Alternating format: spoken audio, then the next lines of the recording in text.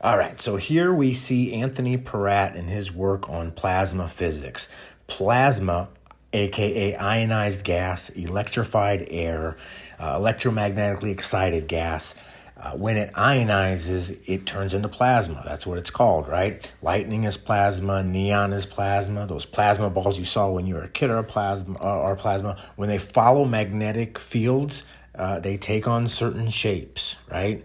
And this is one of those shapes. You saw the squatting man with the hourglass figure in that last slide. This is called the God Self icon, or the Master of Beasts.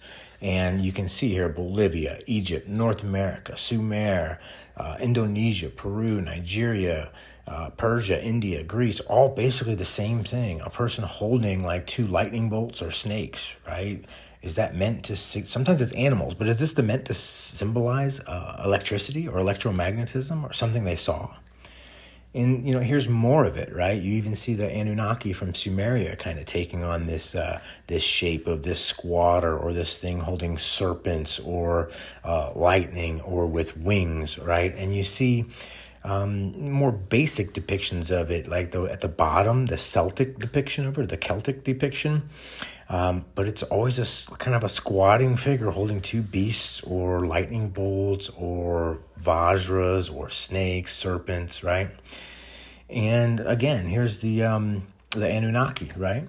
But it looks eerily similar to a biblically accurate angel, which is called a seraphim. Now, in ancient Hebrew, they didn't have vowels. So you look at SRP. What does that indicate? Serpent. But seraphim is also associated with fire. So it basically means a fiery serpent. So here we are back to fiery serpents, rainbow serpents, flying serpents, dragons, stuff like that. Oh, and what's this? The seven-headed serpent, right? You can see the one in Russia looks more like the Squatterman, but as this plasma formation goes through different intensities and Z-pinches, and as it's confining to the magnetic field through different intensities, it can striate or branch out or do kind of different things sometimes. And the menorah and the seven-headed serpent represents one of these phases, the seven-headed phase. This is where the weapon of the gods comes from. The trident, the vajra, the pitchfork, the three-pronged weapon, right? As this plasma goes through different, as you can see there, like the Birkeland currents and the instability processes, different toroids form. It's always pretty symmetrical, but you can see here it takes on very familiar shapes, squatting men and, thunderbolt weapons of the gods. But one other thing that can happen is, as you can see on the bottom there, that's kind of the plasma column and the toroids and the way the magnetism branches out. And depending on how one wants to interpret it, you can see many things. So do you think this is the same thing as the thunderbird or the phoenix, right? Do you think that was a big noisy bird or a myth? Or do you think it could have been describing the same thing as the, fiery serpents, the rainbow serpents, the feathered serpents, right? This is an example of plasma, the northern lights, aurora borealis. This is plasma, and you can start to see how you can almost see wings, right? And if this happened on a cosmic scale where it was so unstable and so electromagnetically charged that it created streams of plasma or lightning. Lightning is just plasma, right? That came off of it like in really intense fashion and just started zapping stuff on the ground. You'd think it'd make an impression, and maybe they'd remember it through things like this, right? The blue star Kachina, a winged being, right, that signifies a cataclysm is on its way, right? It's part of the prophecy about the coming on of the fifth world for the Hopi, the Native Americans. And it's always some kind of, thing with feathers or some kind of a bird or a snake or a serpent or a combination of the two. And this is one of the reasons right here, right? At the top, you see a plasma shockwave, right? And below that, you can kind of see a petroglyph that looks a lot like one. And, like I was saying earlier, if you saw this in the sky, if you didn't know what it was, or even if you did, man, it would be so awe-inspiring and probably so destructive that you would immortalize it through iconography, through symbols, because maybe you didn't know what plasma was or how to communicate that to the next generation. Now here we see a comet, the Great Comet of 1744, that looks awfully suspicious to those, seven-headed serpents. So as these comets pass, which may cause this Squatterman plasma apocalypse event, they ionize the gases in the sky or electrify the air. And it per Anthony Peratt's work, that plasma develops in certain formations, in certain patterns, and a lot of it has to do with the magnetic field and plasma physics. Now here's the birth of Venus painting. Well, why is a planet, who's also a god, coming out of a shell that looks just like the seven-headed serpent deal, right? This is just another take on it, another trope. And so the gods were planets. Venus is Lucifer. That's the Latin word for Venus, is Lucifer, light bringer. It's also Ishtar and a lot of other ones. And here we go, right? The seven-headed serpent, the shell, and now we find a form of Medusa, right? With the serpents coming out of her hair that, petrified things or turned things to stone. Well, if brick gets heated enough, like plasma heated, yeah, it can lose its color, swell up, kind of morph together, meld together, and brick buildings can turn to stone, So our mountains, or most mountains, melted buildings. Did Medusa? Here's another picture of Medusa with the snakes or the serpent, the serpentine movement energy coming out of emanating from the central location, showing you that representing again plasma in the form of serpents or snakes or dragons, whether they be feathered or bearded or plumed or rainbow or whatever, right? It's always the same thing. It's always the same thing. And here we have, Medusa melting things to stone, turning things to stone, petrifying them. Kukulkan, right? Kukulkan or Quetzalcoatl. Quetzalcoatl literally means feathered serpent, right? And so you have all these things from, whether it's from Mexico, from India, from China, all these variations and tropes on a feathered serpent or a flying rainbow dragon or whatever the case, but it's all talking about the same thing. It was a way to encode what they saw in the sky, which was ionized gas or electromagnetically charged air, right? Lightning, but super intense lightning, and lightning that followed magnetic fields. And the gases in our sky ionize at different colors. Oxygen and nitrogen are more blue. The helium and hydrogen at the top are more pink, right? And if they mix, you get purple. Some ionize as green. But if there's any doubt that these serpents represent electricity, may I submit to you on the top left some cave drawings from some natives, I believe in California. And for some reason, they got what looks like an electrical outlet there too. And they got a cross, which happens in the petroglyphs a lot. They saw it in the sky. Down on the right, we have the Egypt scene where we've kind of got that snake representing electricity going to the light bulb. Is this a light bulb moment? It was for me when I saw that top left petroglyph. And again, more representations of these toroids and these snakes, this serpentine energy, and this person wielding that energy, this central figure, whether we're in, Crete or Utah or Italy, we see this same trope in petroglyphs or rock art, right, or rock paintings, or even, morphing into religious iconography and looking more sophisticated later on. But this one I talked about earlier, this is in California, and I've kind of shown some of the images from the plasma experiments that they did with magnetic fields to show you that, yeah, this is what they saw. There's no questioning it, right? And below you'll also see the way that this plasma sheath, these plasmoids develop into like little snake things where they twist and turn and exact matches of petroglyphs on the rocks, right? And what's going on, like I said earlier, is this plasma it reacts to magnetic fields, right? And may even kind of create its own. Electricity and magnetism are really hard to separate, electromagnetism, right? It's kind of like one thing. And you can see here where it sort of kind of looks like a crab or a spider. Supposedly we have a bar magnet field on Earth, so that, our magnetic field plays into what shapes this stuff takes in the sky. So there's a spider, right? Well, we have grandmother spider in the Hopi, right, who wove her web of creation. But we also have this giant glyph in the Nazca Desert of a spider.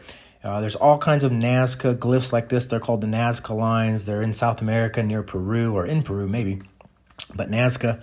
And they're all representing what they saw in the sky. Why else would these people do this? And it just makes sense when you understand the magnetic field and how plasma reacts to them. Now, this is also a very similar image to that last one, right? This is the double Squatterman. If you think of like cymatics or like music, how there are octaves, basically repeating patterns at different patterns of intensity, right? High, low, and the image can be doubled through certain frequencies or magnetism, but it's the same exact pattern you see on a turtle shell, right? Because sound can create patterns, right? It does create patterns. And this is more of that magnetic field that we have, right? Not that this is an image of the magnetic field, the side view of magnetic field compared to an owl's face. So, we live in an electromagnetic world. We are electromagnetic beings. The animals have fractal imprints of, electromagnetic patterns. And this is probably where like the golden ratio and phi and things like that come from, right? It's just things that are imprinted in the fabric of our very reality and nature. And, this looks like a stylized version of that magnetic field, right? So they had to see this in the sky, and just it blew their mind. So they started like scribbling on rocks because it was probably very, very destructive, very, very destructive as well. And to me, when I see this guy, I start thinking about how, they rub this stuff in our face to be a pop culture, right? So this is what I see. Pringles, right? It's even got the wavy lines and everything.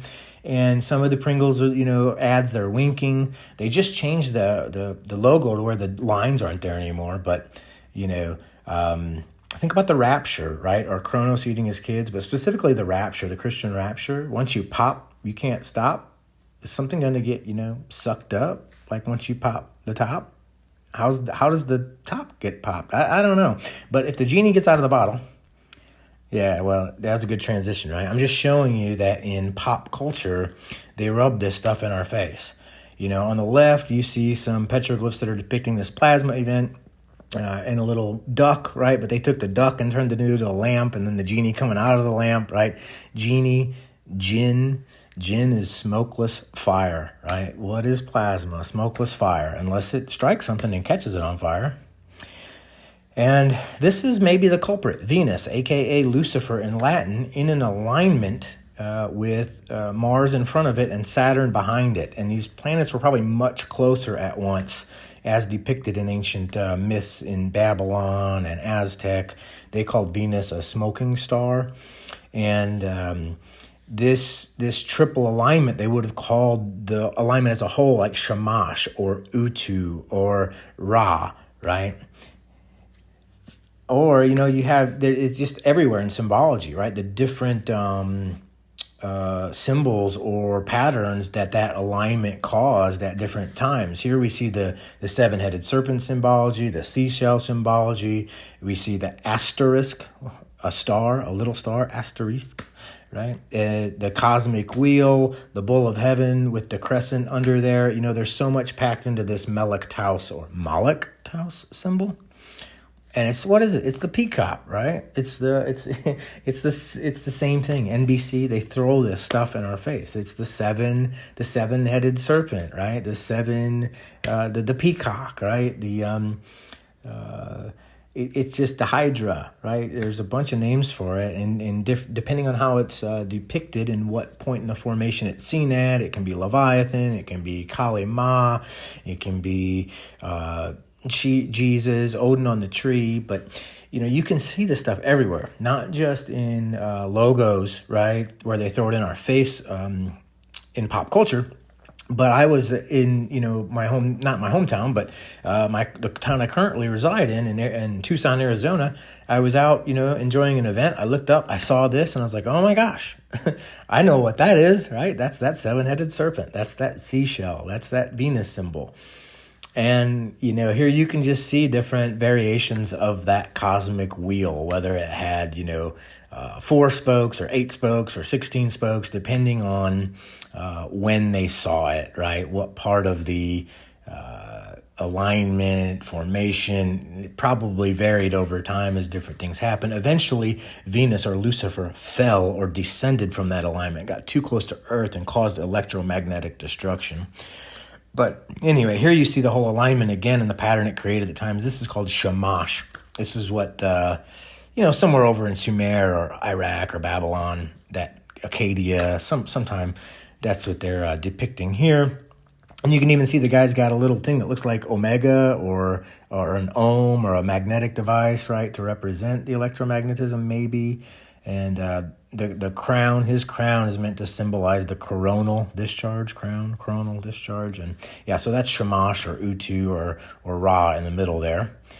And in case you doubted me, right, all this ancient writing is very confused. If you look back to some of the Greek people who wrote about what the Sumerians were saying, they were calling Saturn the sun, but also Venus and Mars get mixed up with this whole thing, which is why I don't think it's as simple as Ninurta being Saturn or Shamash being Saturn. I think the whole alignment was Shamash, and it was made up of Saturn, Mercury, and Venus, right? And then Venus fell or descended. And a lot of this I did get from the Saturn myth by David Talbot, but I did a lot of work connecting different images and iconography to all this to make sense out of it. I actually found out about Squatterman plasma apocalypse a long time ago, but really just kind of discovered this whole Saturn myth that kind of explains the planets as the gods, and this alignment that explains so much iconography and so much about the planets being gods and Lucifer falling, Lucifer being Venus or Ishtar or Ashtar or Astaroth, all names with star in it, right? But that keyhole pattern, right? It's ubiquitous. We see it in the Ankh. We see it in these quote-unquote tombs in Japan, right? This it almost looks like a UFO, right? Like beam me up, Scotty, right? It's a keyhole, right? Is it the key pattern to figuring out everything, I mean, it's kind of undeniable if you ask me. And you can see some petroglyphs coming up, not petroglyphs, but I guess geoglyphs, right? Boom, there. And I believe that's in Saudi Arabia, if I remember correctly. But yeah, I mean, what are the odds that, a bunch of people that don't know each other across space and across time are going to create all this iconography that lines up to be the same? And all of them said the, planets were gods and the gods were planets, right? And then, so Yahweh is just Jove, which is Jupiter in Rome, right? So imagine the Y as a J and the W as a V. Yahweh becomes Yahweh, Jove, depending on whether it's a J or a Y or a W or a V, Jove, Yahweh, Jehovah, it's the same thing, Yahweh, right? That's Jupiter. It's also called Zeus or Deus Pater or the Sky Father or the Godfather, right? That's Jupiter. And then this is one of the formations that happens. It's called a Birkeland current. And when this Birkeland current happens, the plasma filaments into exactly 56 dots, 56 points. Now, that top right petroglyph is a lightning brother in Australia. It has 56 points on the crown. The ones in the middle at the bottom are across the country from each other. One's in Arizona, but they line up exactly with 56 points. A lot of headdresses at 56 points. So does Stonehenge on the outer rim. And again, I doubt that was really SpaceX in the sky a couple months ago or whatever, because the ancients always documented what they saw in the sky when it freaked them out on rocks, and there are petroglyphs that match that exact image.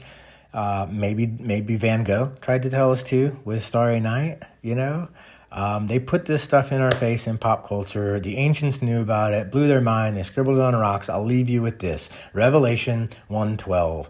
I turned around to see the voice that was speaking to me. And when I turned, I saw 7 golden lampstands, or 7 points of the menorah, 7 points of light. And among the lampstands, or points of light, was someone like a son of man. That's their way of saying, holy, I saw something that looked like a dude in the sky and it had 7 heads, right? So that's Revelation. That's the apocalypse. That's what's going down. That's what went down, and it will go down again. Hope you enjoyed.